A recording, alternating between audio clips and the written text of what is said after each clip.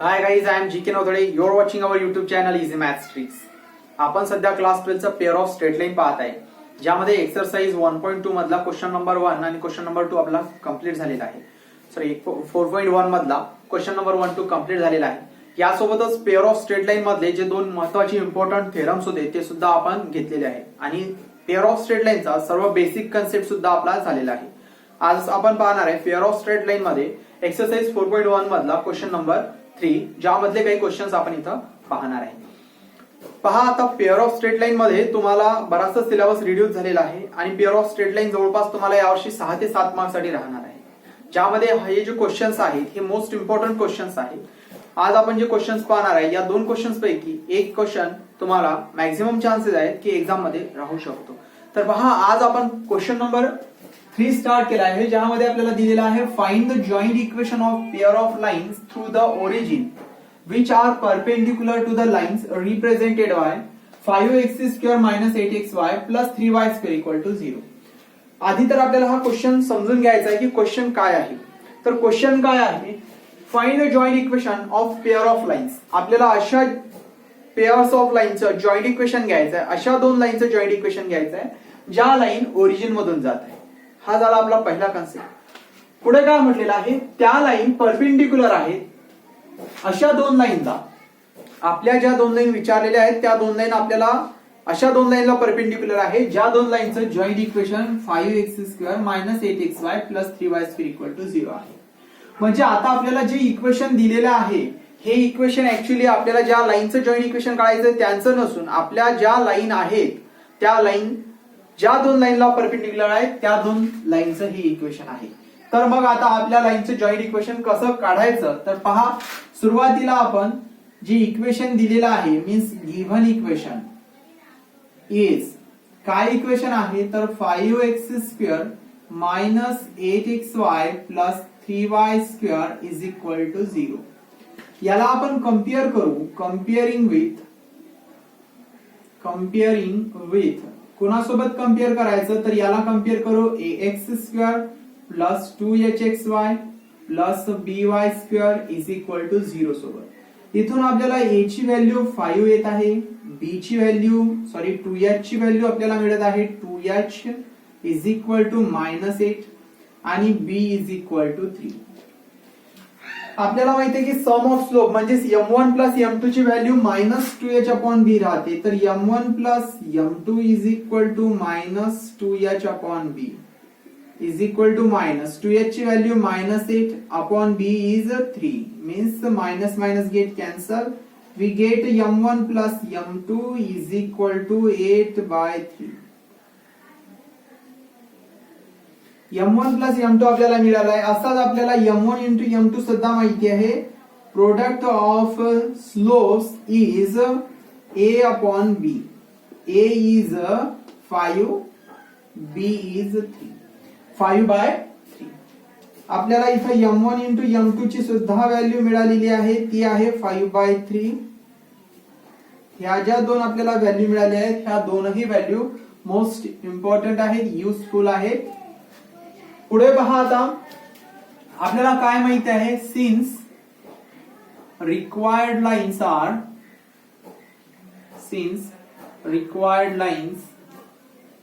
R perpendicular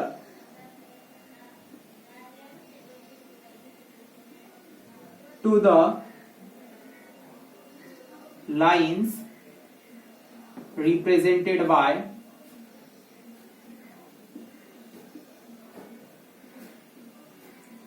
5x² - 8xy plus 3y² = 0. आपल्याला ज्या required lines आहेत ह्या लाईन्स या जॉइंट इक्वेशन मध्ये ज्या दोन लाईन्स आहेत त्या दोन लाईन्सला परपेंडिक्युलर आहेत. पहा, आता आपल्याला आपण या जॉइंट इक्वेशन मधल्या ज्या दोन लाईन आहेत त्यांचे स्लोप घेतलेले आहे m1 आणि m2. आता आपल्या रिक्वायर्ड लाईन या दोन लाईन्सला परपेंडिक्युलर आहे. परपेंडिक्युलरचा काय कन्सेप्ट राहतो, सपोज आता ही एक लाईन आहे आणि या लाईनचा स्लोप कन्सिडर करा 5 आहे आणि या लाईनला एक्झॅक्टली परपेंडिक्युलर एक लाईन जर आपण घेत आहे तर या लाईनचा स्लोप काय असणार, तर हे 5 मीन्स 5/1 कन्सिडर करा आणि आता या लाईनचा स्लोप होणार 1/5 आणि साइन चेंज होणार मायनस. असं का? कारण आपल्याला माहिती आहे product of sum m1 into m2 is equal to -1 राहते. त्यामुळे कुठल्याही जर दोन लाईन परपेंडिक्युलर असतील तर त्यांचा स्लोप काय होणार? सपोज एका लाईनचा स्लोप 2/3 आहे आणि दुसरी लाईन या सपोज L1 चा स्लोप झाला 2/3 आणि L2 या लाईनला परपेंडिक्युलर आहे तर L2 चा स्लोप काय होणार? 2/3 ला उलट केलं तर 3/2 आणि मायनस साइन म्हणजेच -3/2. सपोज तुमचा एखाद्या लाईन M1 जर तुमचा आहे 9 तर M2 किती होणार? जर परपेंडिक्युलर आहे तेव्हा, तर परपेंडिक्युलर असेल तर -1/9. जर M1 आणि M2 हे अशा दोन लाईनचे स्लोप आहेत ज्या की एकमेकाला परपेंडिक्युलर आहेत तर ते एकमेकाला कसे असतील? अशा प्रकारे त्यांच्या व्हॅल्यू राहतील. आता हा कन्सेप्ट यासाठी महत्वाचा आहे कारण आपण जे स्लोप कन्सिडर केले ते आहे M1 इंटू M2 आणि आपण जे आता लाईन रिक्वायर्ड लाईन आहे त्यांचे स्लोप काय होतील? आता पहा, since the required lines are perpendicular to the lines represented by 5x² - 8x + 3y² = 0, therefore the slope of required lines are काय असतील? जर सपोज आता एक लाईनचा स्लोप m1 आहे आणि याला परपेंडिक्युलर लाईन आहे तर त्या लाईनचा स्लोप होणार -1/m1. ज्या लाईनचा स्लोप m1 आहे त्या लाईनला जर परपेंडिक्युलर लाईनचा स्लोप जर असेल तर तो -1/m1 असेल. आणि अशाच प्रकारे दुसरा जर m2 स्लोप आहे आणि आपली m2 ज्या लाईनचा स्लोप आहे ती लाईन आपल्या एका लाईनला परपेंडिक्युलर आहे तर त्या लाईनचा स्लोप होणार -1/m2. आता आपल्याला ज्या रिक्वायर्ड लाईन आहेत त्यांचे स्लोप समजले की -1/m1 आणि -1/m2 आहे. यासोबतच आपल्याला दिलेला आहे also required line also pass through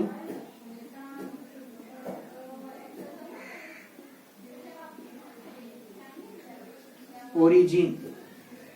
required line ह्या ओरिजिन मधून जात आहे आणि आपल्याला माहित आहे ओरिजिन मधले इक्वेशन राहते y = mx किंवा इन शॉर्ट त्याला in other words we can say y = slope into x. तर आता जर आपल्याला रिक्वायर्ड लाईनचं इक्वेशन लिहायचं असेल तर आपण लिहिणार y = स्लोप इंटू x. तर स्लोप काय आहे? एक आहे -1/m1 इंटू x अँड दुसरा काय असणार? y = -1/m2x. अशा प्रकारे आपल्याला हे दोन स्लोप मिळालेले होते.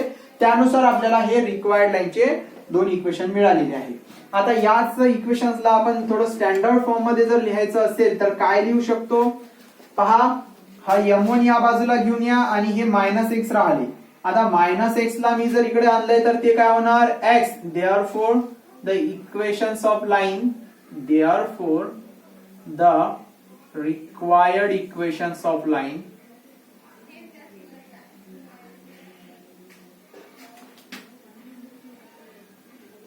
are काय होतील? आता इक्वेशन्स हा m1 इथं आलाय आणि -x सुद्धा आपण इकडे आणलाय तर ते -x इकडे येतील +x आणि हे m1 इंटू my आहे तर हे +m1y = 0 अँड सेकंड इक्वेशन सुद्धा असंच होणार. हा m2 y सोबत येणार आणि हा x मायनस राहिलाय तो इकडे आला तर ते सुद्धा काय होणार?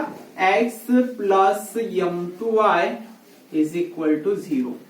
अशा प्रकारे आपल्याला इथं दोन इक्वेशन मिळाले. एक मिळालंय x + m1y = 0 आणि सेकंड इक्वेशन मिळाला x + m2y = 0. आता जर आपण यांचं जॉईंट इक्वेशन घेतलंय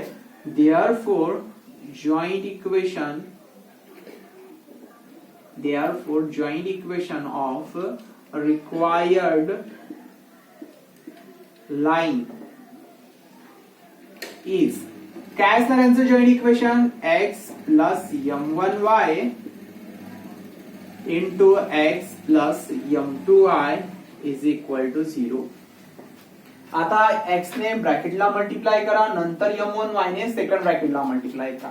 जेव्हा x ने ब्रॅकेटला मल्टिप्लाय करू तेव्हा येणार x into x x square plus x into m2 means m2xy मिळणार तिथून m2xy.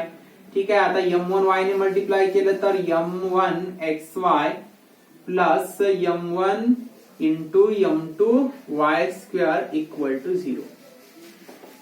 आता यामध्ये ह्या ज्या दोन टर्म आहेत मधल्या त्यामध्ये xy कॉमन आहे जो की आपण कॉमन घेणार तर m1 प्लस m2 ब्रॅकेट मध्ये राहणार आणि इथं xy plus m1 into m2 y square equal to 0. आता m1 प्लस m2 ची व्हॅल्यू आपल्याकडे गिवन आहे. m1 प्लस m2 इज 8/3 आणि m1 m2 सुद्धा गिवन आहे 5/3. तर व्हॅल्यू काय मिळतील x square plus 8/3 into xy plus m1 into m2 is 5/3 5/3 into y square is equal to 0. आता इथं डिनॉमिनेटर मध्ये 3 आहे. पूर्ण इक्वेशनला जर आपण 3 ने मल्टिप्लाय केले तर हे होणार 3x स्क्वेअर. इथून 3 निघून जाणार 8xy. इथून सुद्धा 3 निघून जाणार 5y स्क्वेअर. 0 ला 3 ने मल्टिप्लाय केले तर 0च राहणार. अशा प्रकारे आपल्याला रिक्वायर्ड लाईनचं joint equation 3x square plus 8xy plus 5y square equal to 0 मिळत आहे. Okay, right down.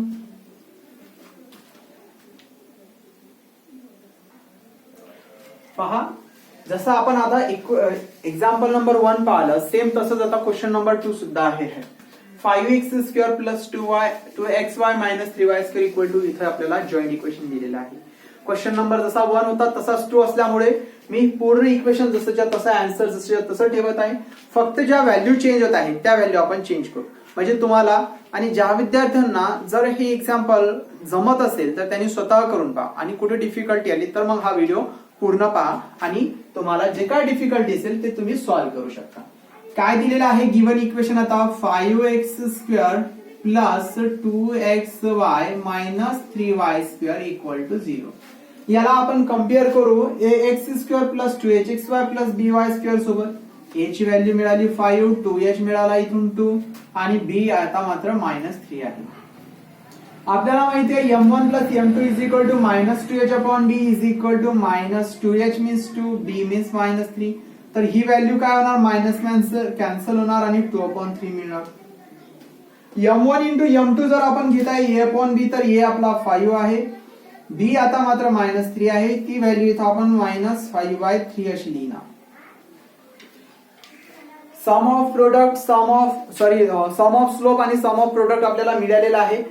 आपल्याला हेही माहिती आहे की रिक्वायर्ड लाईन ह्या परपेंडिक्युलर आहेत. कोण्या लाईनला ज्या लाईन्स रिप्रेझेंट केल्या गेलेल्या आहेत 5x square plus 2xy minus 3y square equal to 0 सोबत. Therefore the slope of required lines are -1/m1 and -1/m2. हे तुम्हाला समजलेलं आहे. Required lines also pass through origin. त्यामुळे इक्वेशन अशा प्रकारे y is equal to slope x and y is equal to slope x मिळतील. आता आपल्याला रिक्वायर्ड लाईन काय झाल्या तर x plus m1y and x plus m2y equal to 0. यांचं जर आपण जॉईंट इक्वेशन घेतलं तर या अशा प्रकारे जॉईंट इक्वेशन मिळणार. त्यांचं मल्टिप्लिकेशन आपण इथं घेतलेलं आहे. आधीच्या एक्झाम्पल मध्ये तुम्हाला ते समजलंय. आता फक्त आपल्याला इथं m1 प्लस m2 ची व्हॅल्यू चेंज करायची आहे. x square plus m1 m2 मिळाला आहे 2/3 2/3 xy plus m1 into m2 मिळालेला आहे -5/3 -5/3 into y square equal to 0. इथं सुद्धा जर आपण 3 ने मल्टिप्लाय केलं तर इक्वेशन मिळणार 3x square plus 2xy minus 5y square equal to 0, which is the required joint equation. Which is the required joint equation of pair of lines. Okay, write down.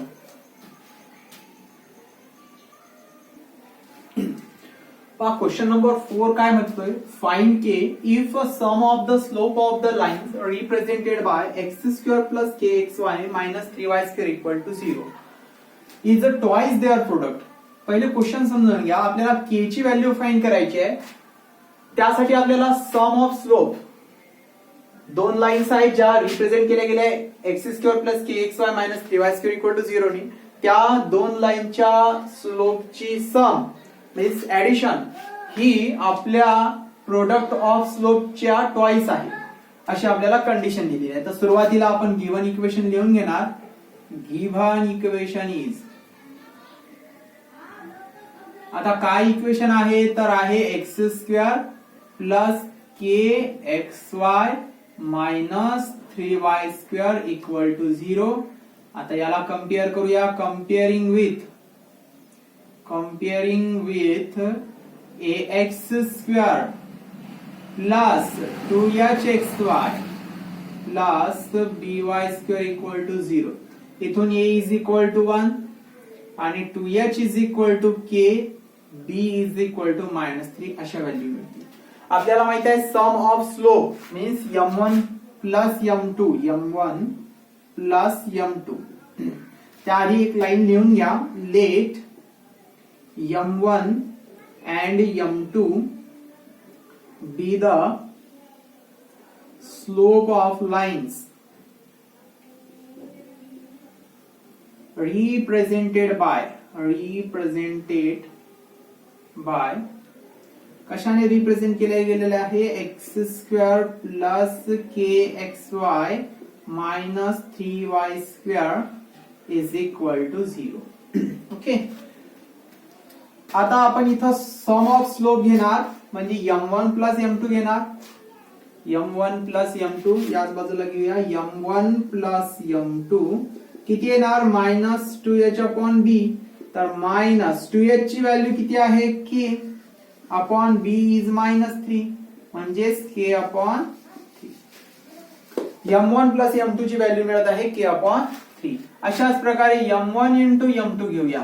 m1 into m2 किती होणार. m1 into m2 a upon b. तर आपल्याकडे a b दोन्ही value आहेत. a ची value 1, b ची -3 is equal to 1 upon -3.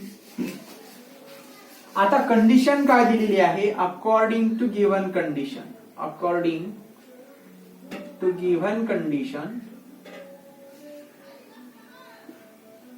काय आहे given condition. m1 plus m2 म्हणजे sum of slope is twice the product m1 into m2. ही आपली कंडिशन आहे. m1 प्लस m2 किती आहे k अपॉन 3 आहे is equal to twice m1 into m2 is -1 upon 3. 3 get cancel. Directly k is equal to -2. ही value मिळाली आपल्याला k ची. Write down. पहा सेकंड एक्झाम्पल खूप सोपी आहे. Find the k if slope of the line represented by 3x square plus kxy minus y square equal to 0 differ by 4. आता सुरुवातीला आपण यामध्ये इक्वेशन लिहून घेणार. गिव्हन इक्वेशन इज काय आहे equation 3x square plus kxy minus y square equal to 0.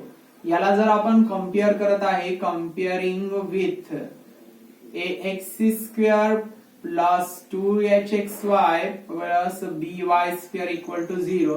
a value मिळणार 3, 2h ची व्हॅल्यू येणार k आणि b इज इक्वल टू -1. आपण जर m1 आणि m2 हे जर दोन स्लोप कन्सिडर करत आहे. Let m1 and m2 be the slope of line represented by ax square. Sorry इथं काय इक्वेशन आहे 3x square plus kxy minus y square equal to 0. आता यांचा स्लोप m1 प्लस m2 यांची जर ऍडिशन घेतली तर आपल्याकडे फॉर्म्युला आहे -2h upon b is equal to -2h ची व्हॅल्यू आपण इथून k घेतलेली आहे आणि b ची value is -1. Minus minus get cancel. k upon 1 is k. अशा प्रकारे आपल्याला m1 प्लस m2 तर मिळाला. आता m1 इंटू m2 घ्या तर ते आहे a अपॉन b. a ची व्हॅल्यू किती आहे a is equal to 3, b is -1 means -3. अशा प्रकारे आपल्याला इथं sum of slope and product of स्लोपच्या व्हॅल्यू मिळालेल्या आहेत. आता काय करणार आपण. आता कंडिशन्स काय आहे अकॉर्डिंग टू गिव्हन कंडिशन. आता कंडिशन फक्त बदलली बाकी सर्व सेम आहे. कंडिशन ही खूप सोपी आहे. डिफर म्हणजे डिफरन्स. दोन काय म्हटलंय, find the K if slope of sum. आता त्यांच्या दोन स्लोप मध्ये जर डिफर मीन्स 4 आहे, means mod of m1 minus m2 is equal to differ is 4. Difference 4 आहे. तर आता आपल्याला काय करता येईल, के ची व्हॅल्यू कशी काढता येईल पहा. m1 मायनस m2 याचा स्क्वेअर करा. m1 minus m2 bracket square equal to 4 square is 16. आता m1 मायनस m2 स्क्वेअर आधी जो आपण थेरम पाहिला त्या थेरम मध्ये आपल्याला हा कन्सेप्ट आलेला आहे m1 मायनस m2 स्क्वेअरचा. थेरम जो आहे important, tan theta is equal to mod of 2 under root h square minus ab upon m1 plus m2. त्या थेरम मध्ये आपल्याला m1 मायनस m2 स्क्वेअरचा कन्सेप्ट आलेला आहे, जे की मी एक्सप्लेन केलेला आहे. पहा त्यामध्ये आपण m1 मायनस m2 स्क्वेअरला काय लिहू शकतो, तर m1 मायनस m2 स्क्वेअरला आपण m1 plus m2 bracket square minus 4 time m1 into m2 असं लिहू शकतो इज इक्वल टू 60. कशा आणि का लिहितो ते आपण तिथं पाहिलेलं आहे. अशा प्रकारचा फॉर्म्युला राहतो a minus b bracket square is equal to a plus b bracket square minus 4 time ab. Okay, m1 plus m2 square, तर m1 plus m2 is k means k square minus 4 time m1 into m2 is minus 3 means minus 3 is equal to 16. K square minus minus get cancel plus is equal to 16. K square is equal to 16 minus 12 means K square is equal to 4.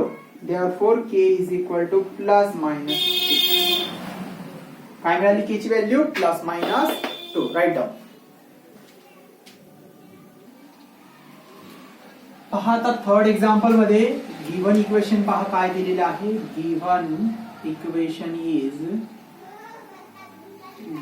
Equation is काय आहे, kx square plus 4xy minus y square equal to 0. आता इथून आपण compare करूया याला. Comparing with ax square plus 2hxy plus by square equal to 0. जेव्हा compare करणार तेव्हा a ची व्हॅल्यू k आणि 2h इज इक्वल टू 4 आणि b is equal to minus 1 अशा प्रकारे आपल्याला व्हॅल्यू मिळतील. आता आपण m1 आणि m2 कन्सिडर करू. Let m1 and m2 be the slope of lines represented bye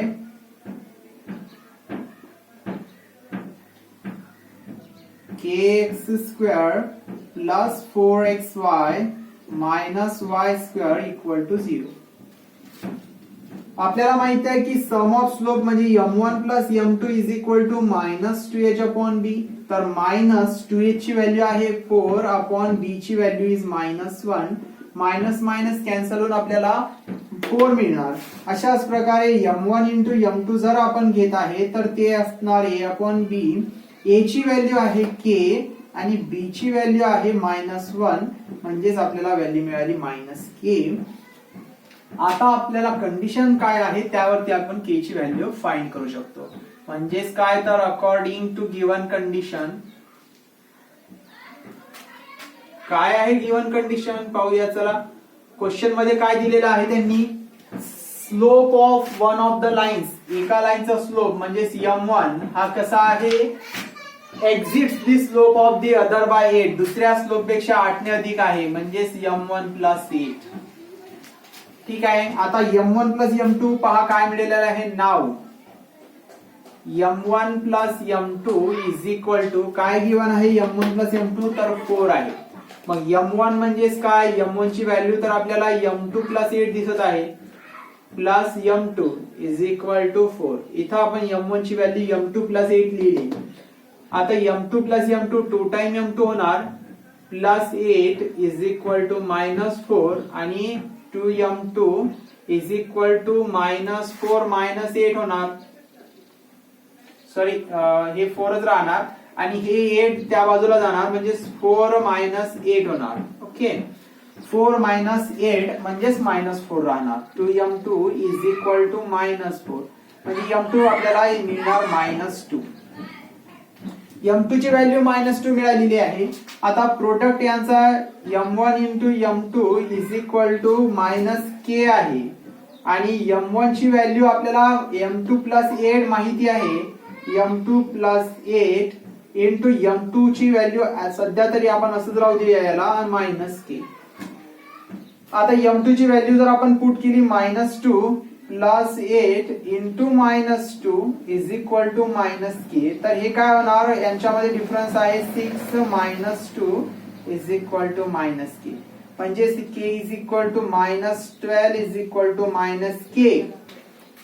-12 is equal to -K. तर मायनस मायनस कॅन्सल होऊन K ची व्हॅल्यू आपल्याला मिळणार 12. K is equal to 12. हे आपलं फायनली आपल्याला आन्सर मिळत आहे. Write down. हा इथं आपला क्वेश्चन नंबर 3 and 4 कम्प्लीट होत आहे. तुम्हाला काही अडचणी असतील तर तुमच्या कमेंटच्या माध्यमातून कळवा आणि व्हिडिओ कसे वाटतात हे तुमच्या लाईक आणि कमेंटच्या माध्यमातून कळवा. तुम्ही केलेला एक लाईक हा आमचा आत्मविश्वास वाढवतो आणि पुढील व्हिडिओ बनवण्यास आम्हाला एक आवड निर्माण होते. त्यामुळे तुमच्या लाईक्स आणि कमेंट्स भरपूर मिळतील अशी अपेक्षा करतो. Thank you so much.